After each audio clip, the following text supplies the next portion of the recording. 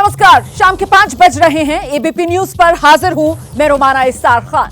5 राज्यों के नतीजों की उल्टी गिनती आप जानते हैं शुरू हो चुकी है।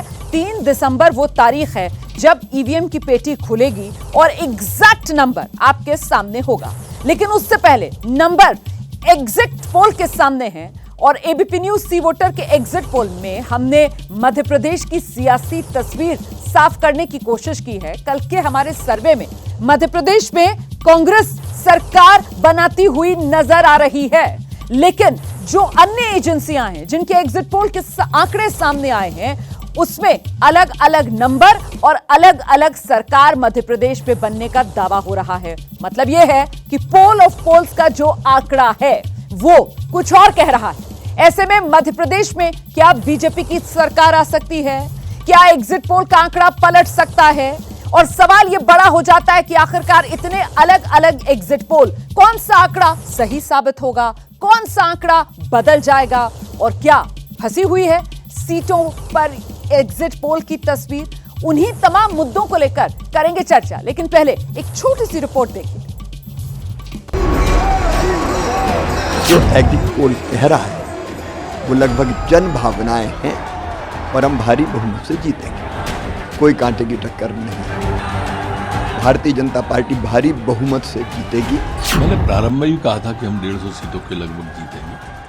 हम 25 साल भी और सरकार बनाने जा रहे हैं। प्रचंड बहुमत से भारतीय जनता पार्टी आ रही है, 165 सीटों तक जा सकती है। कहीं भी भारतीय जनता पार्टी का सर्वे में या एग्जिट पोल में पलड़ा भारी नजर नहीं आ रहा है। जहाँ तक मध्य प्रदेश का सवाल है, 135 सीट से ऊपर आके कांग्रेस की सरकार बनी। हर हालत में मध्य प्रदेश में हमें कांग्रेस को 130 सीटों से ज्यादा सीटें मिलेंगी और हमें स्पष्ट बहुमत मिलेगा। तो आइए शुरुआत करते हैं इस सिलसिले की। और सबसे पहले मध्य प्रदेश का जो एग्जिट पोल, एबीपी न्यूज सी वोटर का वो आंकड़ा जो आपने सुप्रीम एग्जिट पोल में कल देखा, वही सबसे पहले मैं आपको दिखाती हूं। सी वोटर का ये आंकड़ा मध्य प्रदेश को लेकर 230 सीटों का पूरा लेखा जोखा आपके सामने। ये देखिए किस तरीके से इन 230 विधानसभा सीटों में साफ तौर पर एबीपी न्यूज सी वोटर का सर्वे ये कह रहा है कि सरकार कांग्रेस की बनेगी। वो जादुई आंकड़ा कांग्रेस हासिल करती हुई मध्य प्रदेश में जो 116 का है नजर आ रही है। 113 से 137 सीटें कांग्रेस के खाते में जा सकती हैं। वहीं बीजेपी को लेकर दावा सी वोटर के सर्वे में किया गया है कि 88 से 112 सीटें ही बीजेपी के खाते में जा सकती हैं, अन्य 2 से 8 सीट। तो ये वो आंकड़ा है, ये सी वोटर का आंकड़ा है जो आपने देखा, लेकिन पिक्चर अभी बाकी है। और ऐसा मैं क्यों कह रही हूं? क्योंकि अब की बार मध्य प्रदेश में किसकी सरकार, ये सवाल बड़ा हो गया है। और सवाल क्यों बड़ा हुआ है ये देखिए। अभी कुछ और आंकड़े आप देखेंगे, ये अलग अलग पोल एजेंसीज के आंकड़े आपके सामने हैं,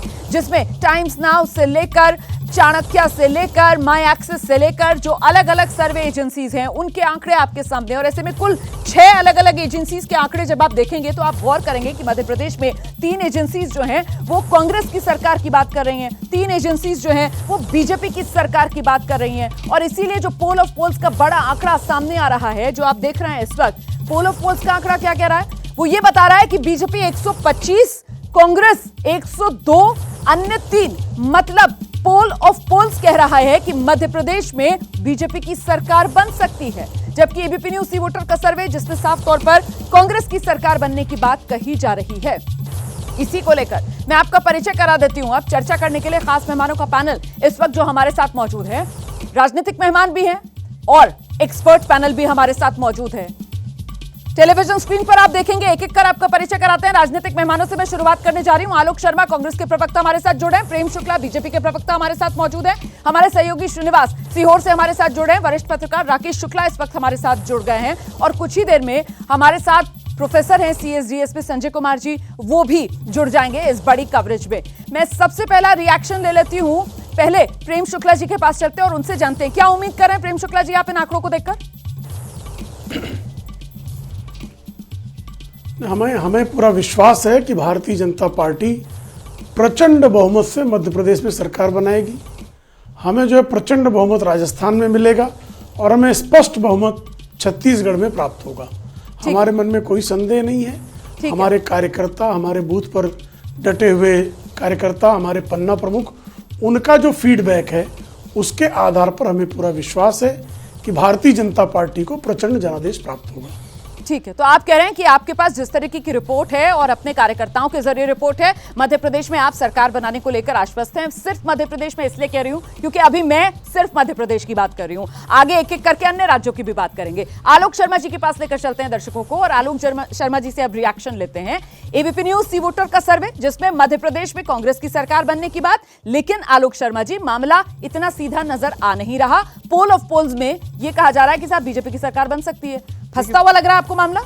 देखिए, मुझे लगता है पोल ऑफ पोल का कोई बहुत अर्थमेटिक या कोई पॉलिटिकल कैलकुलेशन का सर्वे नहीं हो सकता है।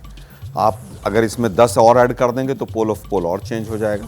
मध्य प्रदेश के लोकल चैनल्स को आप उठा लेंगे और फिर पोल ऑफ पोल बनाएंगे तो फिर कांग्रेस की सरकार बन जाएगी।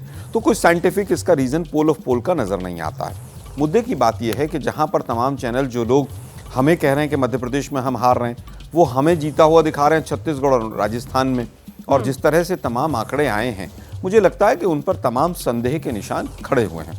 अगर मोदी जी का चेहरा अभी क्योंकि मध्य प्रदेश पर हम बात कर मध्य प्रदेश और मैं में सवाल पोल ऑफ पोल्स को लेकर मध्य इसलिए आपसे प्रदेश कर रही हूं सर, सवाल मध्य सुन लीजिए प्रदेश प्लीज, में जवाब देने में आसानी रहेगी।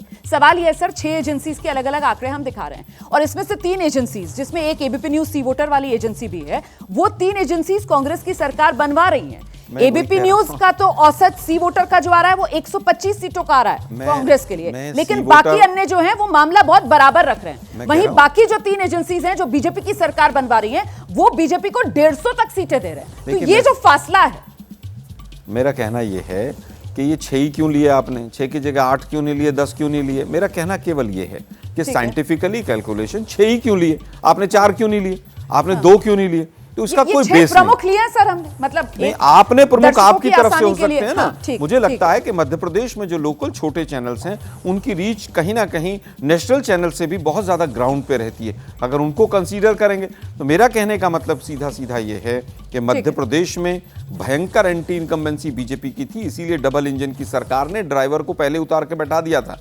हमारी सरकार 130 से ऊपर सीटों के साथ बीजेपी की सरकार जा रही है, कांग्रेस की सरकार आ रही है, और ये सेमीफाइनल हार रहे हैं। बीजेपी 2024 के फाइनल में नहीं पहुंचेगी। ठीक है, अभी आगे चर्चा करेंगे सर, कौन सा मुद्दा किसके लिए काम कर रहा है, वो तमाम तैयारियां हमने शो में कर रखी हैं। मैं इससे पहले राकेश शुक्ला जी के पास चलूं और ग्राउंड पर आपको लेकर चलूं, कुछ और जानकारी आपको देती हूं, और ये जानकारी बेहद महत्वपूर्ण इसलिए हो जाती है क्योंकि अब मैं आपको बताने वाली हूं उन सीटों के बारे में जो कहीं ना कहीं निर्णायक साबित हो सकती है। और निर्णायक इसलिए मैं कह रही हूं क्योंकि मध्य प्रदेश को लेकर 62 सीटें माना जा रहा है कि फंसी हुई सीटें हैं। इन 62 फंसी हुई सीटों में अभी के हिसाब से जो डिवीजन देखा जाए तो उसमें बीजेपी के खाते में 34 जा रही हैं, कांग्रेस के खाते में 23 आ रही हैं, अन्य को 5 सीटें मिल रही हैं। लेकिन अब 2 कॉम्बिनेशन परम्यूटेशन जो आपको दिखाने वाली हूं, ये 62 की 62 सीटें अगर एक तरफ चली जाती हैं और वो एक तरफ मतलब कांग्रेस की तरफ चली जाती है, तो फिर देखिए जरा किस तरीके से बीजेपी का आंकड़ा और सिकुड़ जाएगा 60 से 72 पर, और कांग्रेस की जीत प्रचंड हो जाएगी। 153 से 165 ये कांग्रेस का आंकड़ा बन जाएगा। लेकिन अब दूसरा सिनेरियो, ये जो 62 सीटें हैं, अगर ये कांग्रेस की तरफ ना जाकर 62 की 62 सीटें एक मुश्त बीजेपी में जुड़ जाती हैं, तो फिर कांग्रेस का सपना मध्य प्रदेश की सत्ता में पहुंचने का चकनाचूर होगा और बीजेपी 117 से 129 सीट हासिल करके मध्य प्रदेश में कमल खिला सकती है, कमल की सरकार बन सकती है। तो 62 सीट का यह आंकड़ा है, बेहद महत्वपूर्ण यह आंकड़ा है। वरिष्ठ पत्रकार राकेश शुक्ला का रुख करेंगे और उन्हीं से समझते हैं ये 62 सीटें करीबी मामला, मतलब ये बागी हैं क्या जो यहां पर खेल बिगाड़ते हुए नजर आ रहे हैं और मामला इतना नजदीकी ले गए? पिछले चुनाव में भी बहुजन समाज पार्टी 60 सीटों पे दूसरे और तीसरे नंबर पे थी, और बहुजन समाज पार्टी के जो प्रत्याशी थे वो भाजपा और कांग्रेस के बागी ही थे। इस बार भी 1 दर्जन सीटों पे भाजपा और 1 दर्जन सीटों पे कांग्रेस के बागी बहुत प्रभावी तरीके से चुनाव लड़ रहे हैं। हमें ये ध्यान रखना होगा कि जो चंबल और बघेलखंड का रीजन है, वहाँ बहुजन समाज पार्टी का प्रभाव है। पहला सांसद रीवा से मिला, फिर सतना से मिला, और लगातार जो आपका चंबल क्षेत्र है, भिंड से बीएसपी जीती, भाजपा में चले गए फिर संजीव सिंह। इस बार भी आपके बिंद और चंबल में बागी हैं, और वो बागी बसपा से चुनाव लड़ रहे हैं। इसी तरह से आप देखिए तो कांग्रेस के मजबूत और भाजपा के भी मजबूत बागी चुनाव लड़ रहे हैं, जो बहुत हद तक चुनाव को प्रभावित कर रहे हैं। इसलिए जो शुक्ला आपका जी एक छोटा सा जवाब दे दीजिए, ये जो ज्यादा बागी मुश्किल बढ़ाते हुए नजर आ रहे हैं, ये मध्य प्रदेश के ग्वालियर, चंबल और बघेलखंड वाले इलाके में ज्यादा मुश्किल है? बागी जो है सिर्फ आपके ग्वालियर चंबल भर में नहीं है, मालवा में भी बागी है, महाकौशल में भी बागी है। तो बागी हर जगह और मजबूत बागी है। जैसे बुरहानपुर से आप देखेंगे पूर्व सांसद है नंद कुमार चौहान जी, उनका बेटा लड़ रहा है भाजपा के। अब आप सीधी में जाएंगे तो भाजपा के पूर्व विधायक 3 या 4 बार के विधायक है केदार शुक्ला, वो चुनाव लड़ रहे हैं। फिर चुरहट से आप जाएंगे, चुरहट से भाजपा के पूर्व सांसद हैं, उनका बेटा चुनाव लड़ रहा है। आलोट से कांग्रेस के मजबूत नेता हैं प्रेमचंद गुड्डू, वो चुनाव लड़ रहे हैं। नागौर से कांग्रेस के विधायक और यादवेंद्र सिंह वो चुनाव लड़ रहे हैं बीएसपी से। तो ये कई सीटें हैं, मतलब सिर्फ मध्य प्रदेश के अलग अलग रीजन में भाजपा और कांग्रेस के बागी पूरी मजबूती से चुनाव लड़ रहे हैं, जो कहीं ना कहीं एक बहुत बड़ा इफेक्ट के रूप में सामने आएंगे। तो माना ये बेहद महत्वपूर्ण जानकारी है और इसी वजह से ये सीटें 62 बैठती हैं, जहां पर मामला बेहद करीबी है और जिस तरफ भी ये सीटें या फिर इनका जोर रहता है, जाहिर सी बात है उसी पार्टी की बल्ले बल्ले होती हुई नजर आएगी। मैं सीधे अब आपको ग्राउंड पर लेकर चलती हूं। सीहोर मतलब सीएम वाला इलाका, मतलब भोपाल रीजन वाला इलाका। वहीं से आप देख रहे हैं हमारे सहयोगी श्रीनिवास इस वक्त हमारे साथ जुड़ गए और जरा जानते हैं श्रीनिवास से, ये तो मामा का इलाका है, यहां पर आपके आसपास जो लोग मौजूद हैं क्या कह रहे हैं? रोमाना देखिए, आज खास कर मैंने सीहोर का चयन किया क्योंकि ये शिवराज सिंह चौहान का गृह जिला है और इसी जिले बुधनी से चुनाव भी लड़ रहे हैं। तो सीधा बहुत सारे सवाल हैं, भिंड में बागी होते हैं, मुरैना में बागी होते हैं। बागी तो खैर भिंड और मुरैना बागियों के लिए जाना ही जाता है। यहाँ जमीन पे जो लोग हैं सीहोर के, उनसे जानते हैं कि आखिर तस्वीर क्या है, एग्जिट पोल के आंकड़े क्या कह रहे हैं और यहाँ के लोगों का क्या कहना और तस्वीर क्या है। भैया क्या लग रहा है आपको, एग्जिट पोल के ये इतने सारे वो आंकड़े आ रहे हैं, कोई कह रहा है बीजेपी, कोई कांग्रेस, आपको क्या लग रहा है? आप यहाँ के अभी मैं सुबह का आंकड़ा देख रहा था, 2018 में भी जिन चैनलों ने आंकड़े दिए थे सब फेल हुए हैं और कांग्रेस की सरकार बनी थी। मध्य प्रदेश की जनता त्रस्त है, हम लोग त्रस्त हैं, बेरोजगार हैं। क्या लग रहा है आपको, आपको तस्वीर कैसी लग रही है?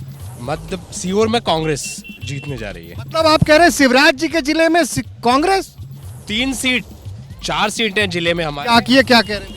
जी बिल्कुल सही कह रहा है ये, सीहोर जिले में 4 सीट हैं, एक बुधनी शिवराज जी की सीट को छोड़ के बाकी तीनों सीटों पे यहाँ कांग्रेस जीतने जा रही है। आप तो भैया चंदन वाले हैं। जी बिल्कुल चंदन वाले हैं, पर ये 18 सालों में थक गए हैं अब। मतलब यहाँ के युवाओं को और यहाँ की जनता को अब विकास चाहिए और मतलब चेंजेस चाहिए। रोमाना मैं आपको एक बात बताऊं कि यहाँ लाइव से आने से पहले मैं एक और प्रोग्राम रिकॉर्ड कर रहा था, बहुत बात हो रही है लाडली बहना योजना की। तो यहीं से आगे एक और विधानसभा है, आष्टा विधानसभा क्षेत्र, वहां मैंने महिलाओं से बात किया जिनके पास वो तमाम योजनाओं के लाभ मिल रहे थे। अब सुनिए आप इसको, पहले वो महिलाएं कहते हैं मामा ने पैसे दिए हैं वो मिलेगा, लेकिन जैसे जैसे आप उनसे सवाल आगे बढ़ाते हैं, आखिरी पायदान पे जाते हैं, तो वो खुद बोल उठती हैं कि देखिए महंगाई का मुद्दा है, बिजली महंगी हो गई है। तो कहीं ना कहीं इन तमाम चीज़ों के बीच ये इस बार जो पोल एजेंसियां हैं वो भी कंफ्यूज हुई हैं, मतदाताओं ने कंफ्यूज किया है। आप तो हम कह महत्वपूर्ण बात बता रहे हैं। आप श्रीनिवास रहिए हमारे साथ। देखिए जिस बात का जिक्र अभी आपने किया ना, मतलब वो वोटर, अब वो वोटर जो है वो कम में खुश होने को तैयार नहीं है, वोटर का दिल मांगे मोड़, और ऐसे में वोटर का दिल जाएगा किस तरफ, अब इसका अंदाजा लगाना भी जो एजेंसीज हैं उनके लिए मुश्किल, और इसी वजह से ये अलग अलग आंकड़े जो एग्जिट पोल में सामने आ रहे हैं। इस बीच अब एक और समीकरण जो है उसको लेकर चर्चा कर लेते हैं, और वो समीकरण ये कि मान लीजिए अगर सत्ता में मध्य प्रदेश में कांग्रेस आती है तो फिर तो किसी तरीके की कोई दिक्कत है नहीं। मैं सीएम कौन, इसको लेकर बात कर रही हूं कि सत्ता मिली तो सीएम कौन। अब कांग्रेस की तरफ से तो चेहरा साफ है और वो चेहरा कमलनाथ का है कि सत्ता अगर कांग्रेस को मिलती है तो फिर चेहरा कमलनाथ का होगा। लेकिन आप दूसरी तरफ देखिए, यहां पर चेहरा आपको नजर नहीं आ रहा होगा, क्योंकि अगर सत्ता बीजेपी को मिलती है तो फिर चेहरा कौन, ये साफ नहीं है तस्वीर। नहीं पता कि आखिरकार चेहरा किसको बनाया जाएगा, मुख्यमंत्री का ताज किसके सिर पर सजाया जाएगा। तो इसीलिए सवाल बड़ा हो जाता है कि अगर बीजेपी को सत्ता मिलती है तो फिर क्या होगा। ऐसे में बीजेपी को सत्ता मिली तो क्या शिवराज सिंह चौहान फिर से सीएम बनाए जाएंगे? लोगों के मन में यह सवाल। दूसरा सवाल ये कि बीजेपी नेतृत्व क्या किसी और को सीएम पद के लिए चुनेगी, ये सवाल भी बेहद महत्वपूर्ण हो जाता है। वो भी इस वजह से क्योंकि जिस तरीके से केंद्रीय मंत्री सांसदों को बीजेपी ने चुनाव मैदान में उतारा, तो फिर बीजेपी जीतती है तो इन 7 सांसदों का क्या होगा। हमारे साथ अब सीएसडीएस के प्रोफेसर संजय कुमार भी जुड़ गए हैं, उनका मैं रुख करूंगी, लेकिन पहले एक क्विक रिएक्शन प्रेम शुक्ला जी का ले लेते हैं। सीएम कौन, कमलनाथ के सामने क्यों मौन, ये वो सवाल थे जो लगातार चुनाव के दौरान बीजेपी से पूछे गए और बीजेपी के पास जवाब नहीं था। अब क्या यही नतीजों के बाद अगर बीजेपी जीतती है तो मुश्किल होने वाली है सवाल का जवाब देने में? प्रेम शुक्ला जी। बिल्कुल नहीं, हमारा पार्लियामेंट्री बोर्ड और हमारा विधायक दल जो है वो मुख्यमंत्री का चयन कर लेगा, उसमें किसी प्रकार की मुश्किल नहीं आएगी। लेकिन क्या यह तय माना जाए कि जिस तरीके से शिवराज सिंह चौहान, उनको कमान नहीं दी गई तो फिर वो इस रेस से आउट है? अब इसी तरह पूछे तो राजस्थान में अशोक गहलोत को कमान नहीं दी गई तो उनको आउट मान लें। भूपेश बघेल को जो है छत्तीसगढ़ में मुख्यमंत्री पद का प्रत्याशी नहीं घोषित किया गया और जहां पर उनकी सरकार नहीं वहां घोषित कर दिया गया, तो इसका क्या मतलब है? भारतीय जनता पार्टी ने किसी प्रदेश में नहीं घोषित किया। ठीक है, तो भारतीय जनता पहले ही आपसे कहा था कि मध्य प्रदेश पर अभी बात नीति के अनुसार और मध्य प्रदेश को लेकर सवाल मैं इसलिए पूछ रही हूँ क्योंकि कांग्रेस की तरफ से ना तो राजस्थान में और ना ही छत्तीसगढ़ जहां का आप जिक्र कर रहे हैं वहां पर कहा गया कि साहब चुनाव जो है वो हम सामूहिक नेतृत्व में लड़ रहे हैं, ना वहां पर एक किसी चेहरे की बात की गई कि हम तो इनके चेहरे पर या इस निशान पर लड़ रहे हैं। वहां चेहरे वही कमलनाथ का मध्य प्रदेश में, राजस्थान में अशोक गहलोत का सर और छत्तीसगढ़ में भूपेश बघेल का कमोबेश कांग्रेस की तरफ से सामने रखा गया और ये फर्क लगातार इस पूरे चुनाव में बीजेपी बिल्कुल नहीं घोषित नहीं है। रोमाना जी, आपकी जानकारी है, ये आपका दावा है, कांग्रेस का दावा नहीं है। अच्छा ठीक है, आलोक जी से मैं जवाब दावा है, मैं आलोक जी से जवाब ले लूंगी। चेहरे तो आलोक जी से जवाब ले लूंगी। तो हमारे मुख्यमंत्री थे ही ना सर, आप सही कह रहे हैं, लेकिन आप मुझसे बेहतर जानेंगे सर कि politics is a game of perception. और संजय जी बेहतर बता पाएंगे कि परसेप्शन के मामले में यहाँ पर बैठकर ऑफिशियल किसके नाम का अनाउंसमेंट हुआ, किसके नाम का अनाउंसमेंट नहीं हुआ, ये अलग सवाल हो जाता है। लेकिन परसेप्शन तो यही बना ना संजय जी इस पूरे चुनाव में कि बीजेपी जितने चुनावी राज्य हैं वहां पर किसी का चेहरा आगे नहीं रख रही है, प्रधानमंत्री नरेंद्र मोदी के चेहरे पर ही चुनाव लड़ रही है और कांग्रेस स्थानीय चेहरों पर चुनाव लड़ रही है। प्रोफेसर संजय कुमार। नहीं रुमाना, ये सिर्फ परसेप्शन नहीं है, ये तो हकीकत है। हमें सबको पता है कि न राजस्थान में, न मध्य प्रदेश में, न छत्तीसगढ़ में, किसी भी राज्य में बीजेपी ने किसी को भी चीफ मिनिस्टर के चेहरे के रूप में घोषित नहीं किया। तो परसेप्शन, अगर परसेप्शन बना भी है तो उसका हकीकत से एक वास्ता है। हकीकत यही है रुमाना। परसेप्शन जिसका जिक्र यहाँ पर प्रेम शुक्ला जी कर रहे हैं कि साहब कांग्रेस की तरफ से थोड़ी कोई घोषणा कर दी गई है कि अशोक गहलोत या कमलनाथ या भूपेश बघेल, मैं उस परसेप्शन की बात कर रही थी सर। देखिए, अगर कांग्रेस ने घोषणा नहीं की है तो कमलनाथ घोषित लेकिन जब सिटिंग चीफ मिनिस्टर आप होते हैं तो कई बार लोगों के मन में दुविधा रहती है, भले ही घोषणा न की गई हो। ठीक है, अशोक गहलोत के नाम की घोषणा न की हो पार्टी ने, लेकिन लोगों के मन में तो है इस बात को लेके कि अगर कांग्रेस जीतती है तो शायद अशोक गहलोत ही मुख्यमंत्री बनेंगे, कोई दूसरा भी हो सकता है। लेकिन हाँ, परसेप्शन इस ओर नहीं जाता, इस तरफ नहीं जाता कि अशोक गहलोत को मुख्यमंत्री नहीं बनाया जाएगा। नहीं बनाया जाएगा, इसी परसेप्शन का मैं जिक्र कर रही थी जो शायद समझ नहीं पा रहे थे प्रेम शुक्ला जी और उल्टा मुझसे कह रहे थे कि वो शायद मेरा परसेप्शन है, इसीलिए मैंने आपसे ये बात रख पाई। सर एक सवाल और मेरा, उसके बाद मैं कुछ और आंकड़े दिखाऊंगी। प्रोफेसर संजय कुमार, मैं आपसे समझना चाहती हूं कि ये जो सुप्रीम एग्जिट पोल के आंकड़े आए हैं, ये अलग अलग एजेंसीज के नंबर्स इतना डिफर कर रहे हैं सर, आप इसको किस तरीके से रीड कर रहे हैं? मध्य प्रदेश के बारे में पहले बात कर लेते हैं। देखिए, किसी भी राज्य में जो तमाम एग्जिट पोल आए हैं उसके बहुत अलग अलग अनुमान हैं। अब इन अनुमान में किसको सही माने, किसको गलत माने, किसको ज़्यादा सटीक माने, ये सब जानने के लिए तो उन एग्जिट पोल के आंकड़ों, उनके मेथोडोलॉजी को समझना पड़ेगा। क्योंकि मेथोडोलॉजी हमारे सामने नहीं है और मुझे तो बहुत आश्चर्य होता है कि कई ऐसे एग्जिट पोल हैं जो वोट शेयर भी नहीं बताते। तो अगर वोट शेयर भी ना बताएं तो कैसे कह सकते हैं कि कौन सा आंकड़ा ज़्यादा सटीक होने की गुंजाइश है? रुमाना, मैं एक उदाहरण के तौर पे कहता हूँ, आप डॉक्टर के पास जाएं और कहते हैं आपको बुखार है, और डॉक्टर ना थर्मामीटर लगाता है, ना आपको बुखार बताता है और सिर्फ पर्ची पे लिख देता है ये दवाई खा लो, या ये कहता है कि आप बीमार हैं, तो आपको कैसा लगेगा? क्या आप कहेंगे कि वो अच्छा डॉक्टर, आपको भरोसा होगा? तो ऐसे तमाम एग्जिट पोल आजकल आते हैं जो कोई मेथोडोलॉजी नहीं बताते। कहने का मतलब, अगर डॉक्टर थर्मामीटर का इस्तेमाल ना करे बुखार का पारा ना सही बताए बात। और सिर्फ कहे कि बुखार है आपको, सही बात। तो तमाम एक आंकड़ा फेंक दिया और कहा किसी पार्टी को इतने सीटें आएंगी। तो आपका जो सवाल है कि मैं किसको ज्यादा सटीक मानता हूं, कम से कम मैं तो इस पे विश्लेषण करने की स्थिति में बिल्कुल ही नहीं हूं। ठीक है सर, और आपने बहुत ही बढ़िया तरीके से समझा भी दिया कि क्यों आप इस पर विश्लेषण करने की स्थिति में नहीं है। मैं अब आगे बढ़ती हूँ और कुछ और आंकड़े दर्शकों को दिखाती हूँ, और ये आंकड़े जो हैं वो दोनों पार्टियों के संदर्भ में हैं, तो कृपया करके इंतजार कर लीजिएगा। ऐसा मत सोचिएगा कि सिर्फ एक ही पार्टी को लेकर आंकड़े में दिखा रही हूं। पहले मैं जरा बीजेपी के पक्ष वाले आंकड़े दिखा देती हूं कि अगर बीजेपी जीतती है तो, अगर बीजेपी सत्ता में आती है तो बीजेपी के पक्ष में क्या गया, ये अब मैं आपको बताने जा रही हूं। वो मुद्दे इस चुनाव में जिनकी गूंज थी, जो बीजेपी को फायदा पहुंचाते हुए नजर आए, वो लाडली बहना योजना, सीएम फेस प्रोजेक्ट नहीं करना, ये बीजेपी के पक्ष में गया कि वो जो गुटबाजी हो सकती थी उसको बीजेपी ने काबू कर लिया।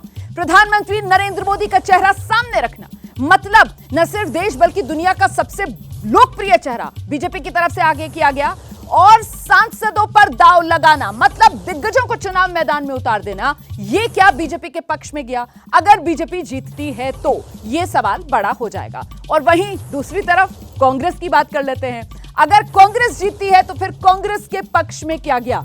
सॉफ्ट हिंदुत्व कांग्रेस का मध्य प्रदेश में, सहानुभूति लहर, वो जिस तरीके से ज्योतिरादित्य सिंधिया ने दगाबाजी की कमलनाथ के साथ और उनकी कुर्सी चली गई, शिवराज सिंह चौहान के सर पर ताज सज गया, तो क्या सहानुभूति लहर ये कांग्रेस के पक्ष में काम कर गई। स्थानीय नेतृत्व जिस पर पूरा भरोसा कांग्रेस आलाकमान की तरफ से दिखाया गया, क्या ये कांग्रेस के पक्ष में काम कर गया।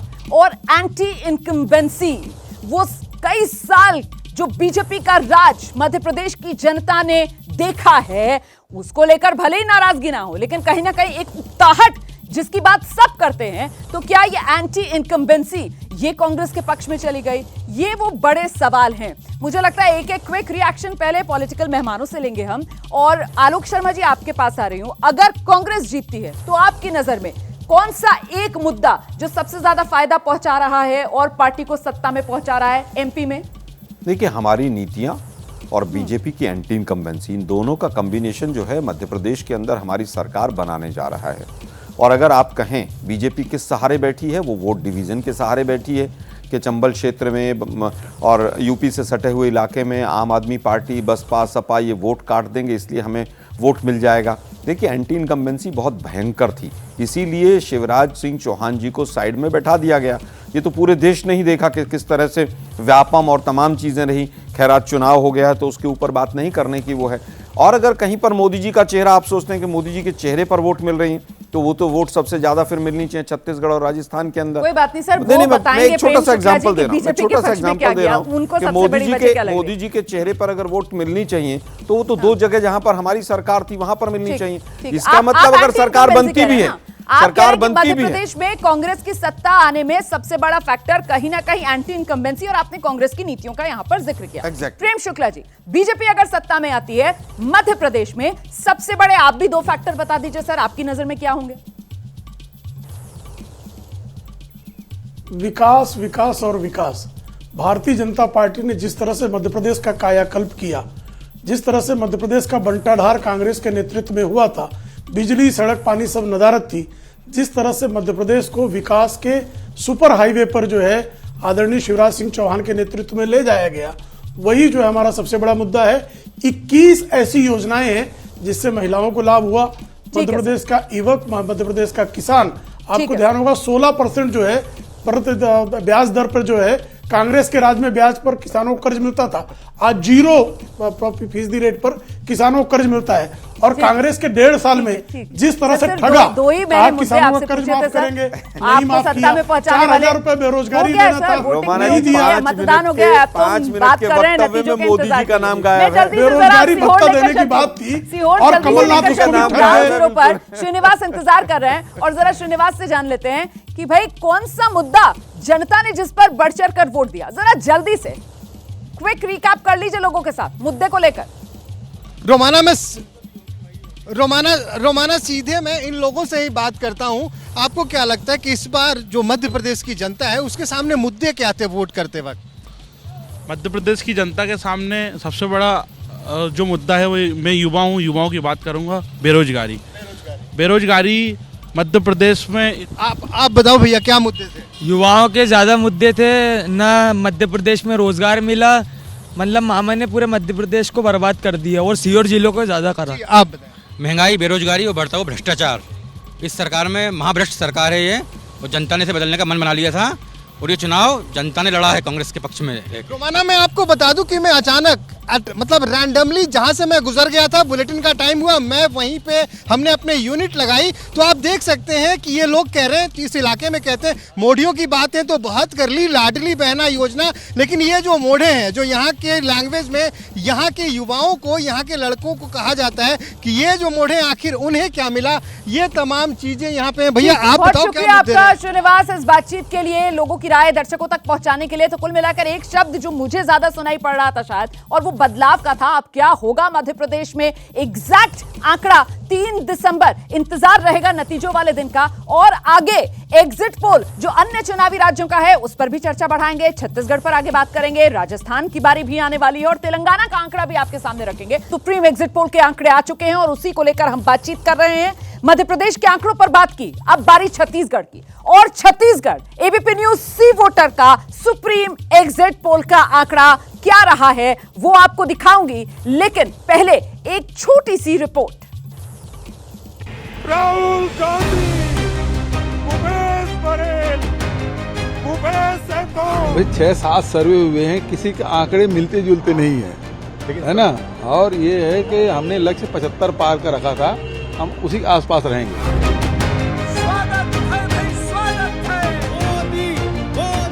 ये रुझान भारतीय जनता पार्टी के पक्ष में रहेगा और भारतीय जनता पार्टी निश्चित रूप से छत्तीसगढ़ में पूर्ण बहुमत के साथ सरकार बनाएगी।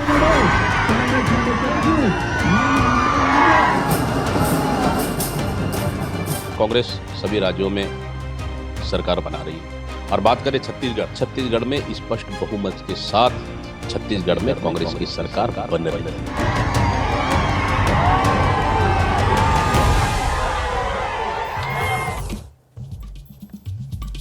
तो छत्तीसगढ़ सुप्रीम एग्जिट पोल का आंकड़ा मैं आपको दिखाने जा रही हूं। कुल 90 विधानसभा सीटें, जादुई आंकड़ा 46 का। और ऐसे में एबीपी न्यूज सी वोटर का एग्जिट पोल का आंकड़ा क्या कहता है?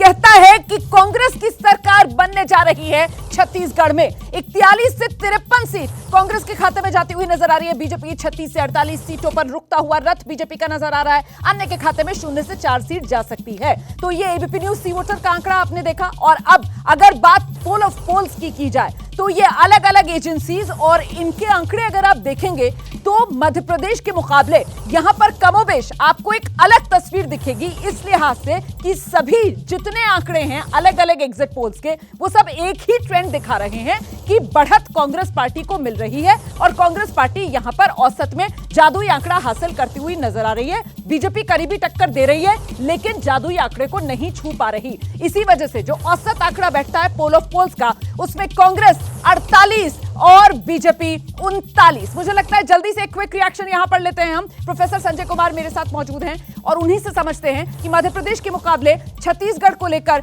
कमोबेश जितने एग्जिट पोल सब एक ही ट्रेंड पर बढ़ते हुए दिख रहे हैं। सर, ये एक स्टार्क डिफरेंस है दोनों में। बिल्कुल रोमाना, डिफरेंस साफ है। मध्य प्रदेश के अगर आप एग्जिट पोल के अनुमान को देखें तो उसमें बिल्कुल दोनों तरफ के अनुमान लगाए जा रहे हैं। कुछ मध्य एग्जिट पोल कह रहे हैं कि बीजेपी को बढ़त है और कुछ कहते हैं कांग्रेस को बढ़त है। लेकिन अगर छत्तीसगढ़ को देखें तो तकरीबन सारे के सारे एग्जिट पोल का अनुमान का डायरेक्शन एक है और डायरेक्शन वो है कांग्रेस को बीजेपी पर बढ़त है। अब कोई ज्यादा बढ़त बता रहे हैं, कुछ कम बढ़त बता रहे हैं, लेकिन डायरेक्शन बहुत साफ है। मुझे लगता है संकेत बहुत साफ है कि छत्तीसगढ़ में कांग्रेस की सरकार रिपीट हो रही है। बिल्कुल सर, संकेत साफ है, ट्रेंड बिल्कुल एक जैसा नजर आ रहा है सभी सर्वेज में। लेकिन यहां पर भी पेच फंसा हुआ है और वो मैं क्यों कह रही हूं पेच फंसा हुआ है, क्योंकि छत्तीसगढ़ को लेकर भी कांटे की टक्कर, और वो कांटे की टक्कर कुल 90 विधानसभा सीटें किन किन सीट पर है, अब ये आंकड़ा मैं आपके सामने रखने जा रही हूं और बहुत गौर से आप इस आंकड़े को देखिएगा क्योंकि कहीं ना कहीं पूरी सियासी तस्वीर छत्तीसगढ़ में बदल जाएगी। यहां मामला 28 सीटों का है जहां पर कांटे की टक्कर देखने के लिए मिल रही है। और अगर इन 28 सीटों में फिलहाल कांग्रेस 12, बीजेपी 15, लेकिन एक साथ अगर ये सीटें चली जाती हैं खिलाफ कांग्रेस के, तो फिर देखिए किस तरीके से कांग्रेस के हाथ से छत्तीसगढ़ निकल जाएगा और बीजेपी का कमल छत्तीसगढ़ में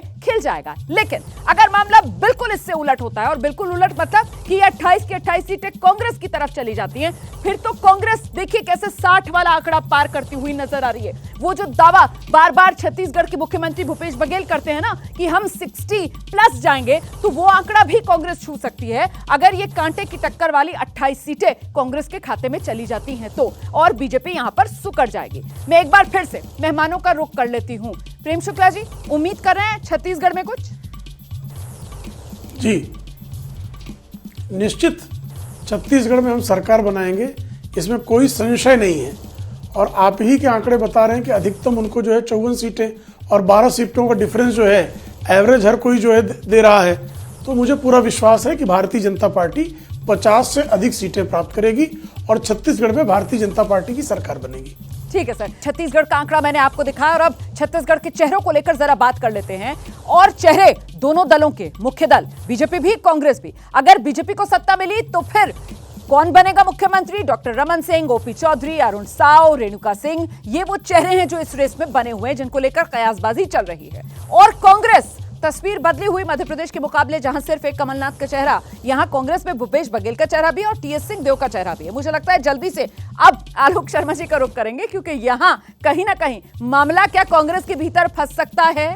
टीएस सिंहदेव साहब जिस तरीके से दबी जबान में ही सही, लेकिन मुख्यमंत्री ना बन पाने वाला मलाल गाहे बगाहे शेयर कर देते हैं मीडिया के सामने आकर, तो अगर जीतती है कांग्रेस, उनका ये दर्द दूर होगा?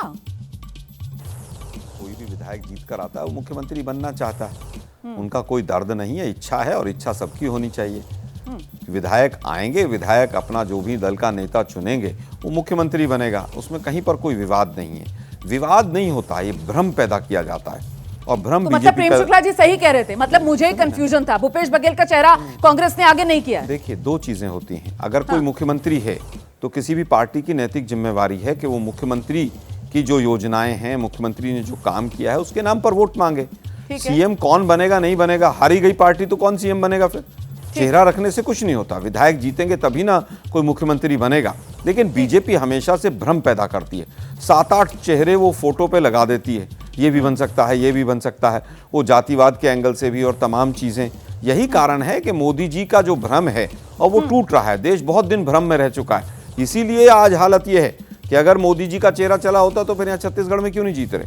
यहाँ तो एंटी इनकम्बेंसी भी होनी चाहिए। प्रेम शुक्ला जी का रुख करती हूँ। प्रेम शुक्ला जी, हमने छत्तीसगढ़ को लेकर जो 4 चेहरे दिखाए हैं बीजेपी के भीतर, जो माना जा रहा है कि मुख्यमंत्री पद की रेस में है, डॉक्टर रमन सिंह, उनका चेहरा तो पार्टी ने आगे किया नहीं है, लेकिन अगर जीतती है बीजेपी तो क्या अनुभव के आधार पर उनकी भी ताजपोशी हो सकती है क्या? देखिए, जो पार्लियामेंट्री बोर्ड और विधायक दल तय करेगा, हम लोग कांग्रेस की तरह थोड़े करते हैं कि जहां मुख्यमंत्री वहां चेहरा नहीं, जहां नहीं वहां चेहरा। तो कांग्रेस की तरह जो है लंपट नीति से हम दूर रहते हैं। सर, लेकिन सवाल ये कि रणनीति बदल गई है ना बीजेपी की। पहले तो नरेंद्र केंद्र में और देवेंद्र जो है वो राज्य में, और कहीं पर मतलब मनोहर और नरेंद्र, इस तरीके की तुकबाजी देखने के लिए मिलती थी चुनाव में, चाहे वो महाराष्ट्र हो चाहे वो हरियाणा हो। लेकिन अब ये तब्दीली हुई है, मतलब हाँ नहीं, हम हर चुनाव में अलग हमारी अलग रणनीति होती है। अब हम कांग्रेस की तरह अभी इसी चुनाव में आप देख रहे हैं, राजस्थान और छत्तीसगढ़ जहां सरकारें हैं वहां चेहरा इनका घोषित नहीं, जहां सरकार आने की संभावना भी नहीं है वहां चेहरा घोषित है, क्योंकि थैली पकड़ा दी गई है। तो थैली के आधार पर मुख्यमंत्री पद का प्रत्याशी बेचने की परंपरा ये कांग्रेस में है। भारतीय जनता पार्टी में पार्लियामेंट्री बोर्ड विधायक तय करेगा। ठीक है, आ जाइए 10 सेकंड के लिए, फिर मैं राकेश शुक्ला जी के पास। बीजेपी बहुत सारे लंपटों का चेहरा लगा देती है सामने, वो थैली ले लेके पहुंच जाते हैं वहां पर। लेकिन दिक्कत ये है कि जनता अब सब समझ गई है कि झूठों का सरदार कौन है। कांग्रेस की पहचान है। अब झूठों का सरदार कौन है जनता समझ गई। बराबर आप लोगों ने स्कोर कर लिया ना, दोनों ने वो शब्दों का इस्तेमाल कर लिया। इस शब्द को भी छोड़ दीजिए, इस बात को भी छोड़ दीजिए, आगे बढ़ जाते हैं। आप लोग दोनों इतने अनुभवी, हो गया सर, जितनी बार उन्होंने दोहराया आपने उससे ज्यादा ही दोहरा लिया होगा। हो गया, बस अब इस शब्द को छोड़ दीजिए प्लीज। गुजारिश आप दोनों से। राकेश शुक्ला जी, लेकिन क्या यहाँ पर कोई रणनीति रणनीति नजर आती है? क्योंकि पहले तो बीजेपी की तरफ से अभी स्थानीय देखना, नेतृत्व बोतल को आगे वोतल किया फेंकने जाता लगे था, आपकी लेकिन स्टूडियो अब पे। चेहरा सिर्फ और सिर्फ अभी प्रधानमंत्री आलोक शर्मा नरेंद्र मोदी बोतल का, वोतल बावजूद फेंकने इसके कि लगे, वो आगे कर्नाटक और हिमाचल में जब पार्टी हारी तो हमने देखा किस तरीके से संघ की तरफ से भी ये एक नसीहत दी गई कि साहब सिर्फ और सिर्फ मोदी के चेहरे पर डिपेंडेंट मत रहिए।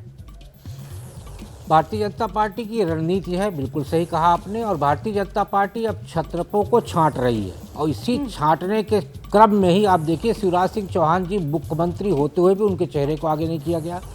वसुंधरा जी को कहा गया कि वसुंधरा जी यदि नाराज हो जाएंगी तो बहुत नुकसान होगा। इस जोखिम को उठाते हुए भारतीय जनता पार्टी ने उनका चेहरा आगे नहीं किया।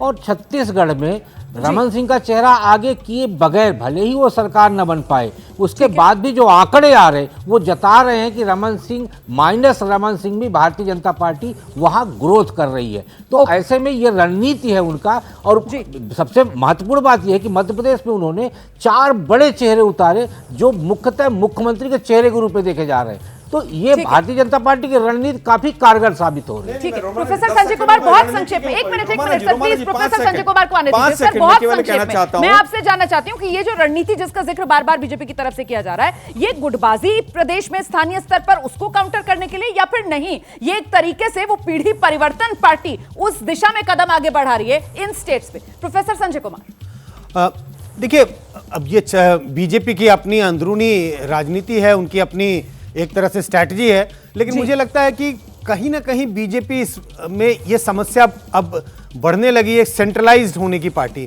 तो अब आप देखिए, अगर मध्य प्रदेश की बात करें, Shivraj Singh Chouhan popular chief minister हैं, 18 साल से वो चीफ मिनिस्टर हैं, लेकिन मुझे लगता है कि कोई वजह नहीं है कि उनके चेहरे को किनारे कर आप चुनावी मैदान में जाएं। और अगर बीजेपी हारती है मध्य प्रदेश में तो उसका एक बड़ा कारण हो सकता है। तो शायद सेंट्रलाइजिंग टेंडेंसी बीजेपी में अब बढ़ने लगी है और सेंट्रल लीडरशिप अलग अलग राज्यों में भी एक तरह से कंट्रोल रखना चाहती है और उसी का नतीजा है कि उन्होंने किसी भी राज्य में इंतजार करेंगे। आप कह रहे हैं अगर हारती है, अभी हार की बात करते ही नहीं है, हम तो आज सबको जिता रहे हैं। और इसीलिए जिस तरीके से चेहरों पर बात की कि अगर बीजेपी जीते, अगर कांग्रेस जीते, अब मुद्दों पर भी बात कर लेते हैं। छत्तीसगढ़ में क्या चला और बारी बारी दोनों पार्टियों के बारे में आपको बताऊंगी। अब अगर बीजेपी जीतती है तो मतलब बीजेपी अगर छत्तीसगढ़ की सत्ता में आती है तो क्या चला, और कांग्रेस अगर छत्तीसगढ़ की सत्ता में आती है तो क्या चला, ये आप देख रहे हैं दोनों पार्टियों को फेवर करते हुए मुद्दे। एक तरफ एंटी इनकम्बेंसी, भ्रष्टाचार वाला मुद्दा, हिंदुत्व का मुद्दा और कांग्रेस की कलह। अगर बीजेपी सत्ता में आती है तो क्या मतलब बीजेपी के ये मुद्दे काम कर गए, या फिर अगर एक बार फिर भूपेश बघेल सरकार की वापसी होती है तो फिर कांग्रेस के पक्ष में क्या गया, वो छत्तीसगढ़ मेहतारी वाला मामला, मतलब छत्तीसगढ़ियावाद वाला मामला, धान किसान वाला मामला, आदिवासी समर्थन वाला मामला, या फिर बघेल मॉडल जिसको पूरे देश में कांग्रेस कहीं ना कहीं आगे रखने का काम करती है। तो ये दोनों पार्टियों के फेवर में क्या जा सकता है मैंने तो आपको बता दिया, लेकिन खुद पॉलिटिकल पार्टीज क्या मान रही हैं, उनके फेवर में क्या जा सकता है, समय क्योंकि कम है इसलिए सिर्फ 2 अगर आप मुख्य बिंदु बता पाएं। छत्तीसगढ़ में अगर सत्ता में आपकी पार्टी आएगी प्रेम शुक्ला जी तो 2 वजह क्या होंगी, सिर्फ 2 बताइएगा सर, समय कम है प्लीज।